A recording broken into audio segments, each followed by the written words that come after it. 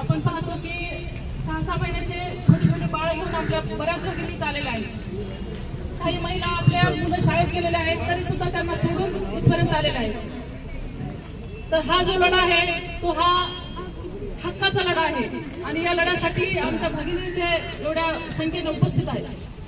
प्रशासनाला हे कळायला पाहिजे, कारण प्रशासनाला हे गोष्टी कळत नाहीये। प्रशासन सध्या वेगळ्याच गोष्टींच्या आहारी गेलेला आहे। आपण पाहतो की लाडकी बहीण योजना आणलेली आहे, त्याच्यासाठी किती प्रयत्न चालू आहेत त्यांचे। आणि लाडकी बहीण म्हणजे दिवसाला फक्त मिळतात आपल्या भगिनींना 50 रुपये, महिन्याला 1500 रुपये। त्यात पण बऱ्याच भगिनींचे 3000 रुपये आले आणि 3000 रुपये गेले सुद्धा।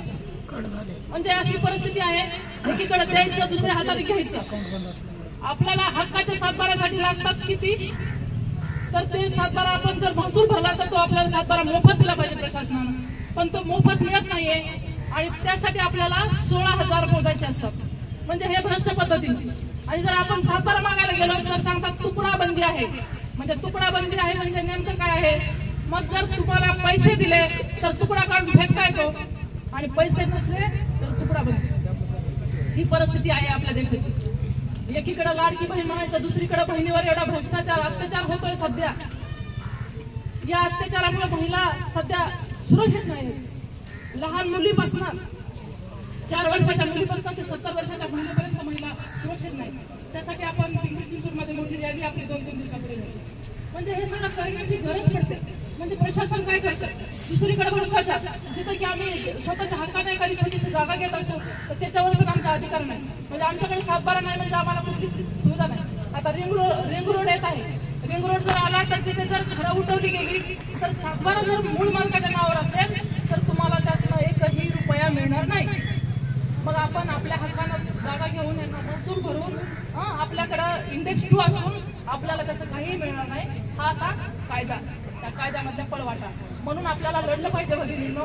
आमच्या कुठल्याही भगिनी यांच्याकडे साड्या मागायला गेल्या का नाही दिली, पण गल्लीबोळामधले छोटे मोठे कुठलेही कार्यकर्ते येऊन प्रत्येक घरात 1 साडी फेकून जातात आणि सांगतात का हो तुम्हाला प्रशासनाच्या 1500 रुपयाची योजना चालते मग साडी का नाही चालत। म्हणजे ही प्रशासनाची परिस्थिती आहे आणि या परिस्थितीला कुठेतरी आळा बसला पाहिजे। कित्येक आपल्या महिला आहेत अशा घरकुलची बाकीच्या ठिकाणच्या असेल त्यांनी साड्या वापस दिल्या त्यांना सांगितलं की आम्हाला चांगले रस्ते पाहिजे, आम्हाला सुरक्षितता पाहिजे, आम्हाला लाडकी बहीण नको सुरक्षित बहीण पाहिजे, हे सगळं शासनाने दिलं पाहिजे।